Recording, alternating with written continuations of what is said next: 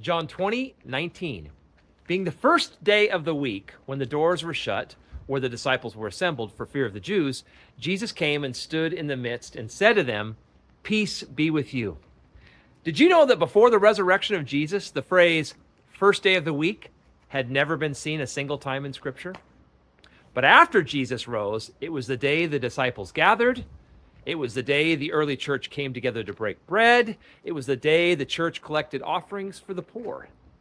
And so some ask, why don't Christians meet on Saturday like the Jews? And the answer is Colossians 2:16 and 17, which says festivals, new moons, and Sabbaths are a shadow of the things to come, but the substance is of Christ.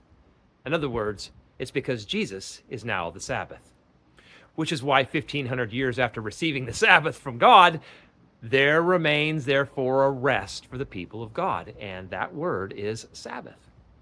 Therefore, as Colossians 2:16 says, let no one judge you about Sabbaths, because you and I have entered his rest and ceased from our works, not by works of righteousness, but according to his mercy he saved us. As a topper, there are 10 different quotes from the early church from 90 to 300 AD discussing how Christians gathered on Super Sunday.